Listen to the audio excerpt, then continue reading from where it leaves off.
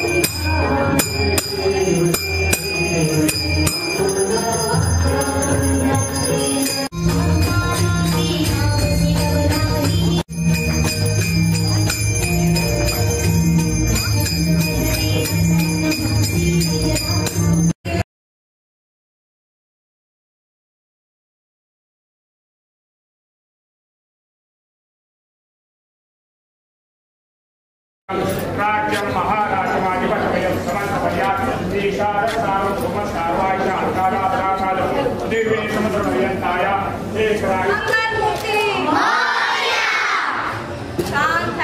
Thank you so much.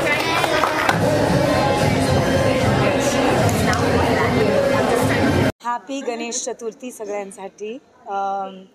आज मी उषाबेनच्या गणपतीमध्ये आली आहे. मला खूप चांगलं वाटलं आहे.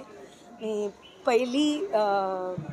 पहिल्या वेळी पुण्याला येते गणपतीसाठी आणि मी बघते की खूपच चांगलं केलं आहे त्यांनी. पुण्यामध्ये गणपती खूपच शानदार केलेली आहे सगळ्यांनी आणि आय थिंक उद्या सगळीकडे ट्रॅफिक असणार कारण सगळे निघणार विसर्जनसाठी. तर आम्ही आजच मुंबई परत जाणार. पण थैंक यू सो मच, तुम्ही सगळे आले आज आणि happy Ganesh Chaturthi to everyone. इस बहुत खुश और बुलंद मौके पे I would like to say Ganpati Bappa Morya. और जिस तरह उषा जी ने यहाँ आरती की है, मैं अपने आप को खुशनसीब समझती हूँ कि मुझे मौका मिला है। मुझे याद आता है कि मेरी माँ की घर में जिस तरह गणपति बिठाया जाता था और जिस तरह पूजा होती थी, तो उन पुरानी यादों को उषा जी ने आज मुझे याद दिलाया। End she made it so special. It is so special for me to be here. Ganpati ji is also one of my favorite deities. So Usha ji, thank you. And so beautifully you have done it. इतने आप लोग देख रहे हैं कितने खूबसूरत तरीके से इन्होंने पूरी आरती करवाई है।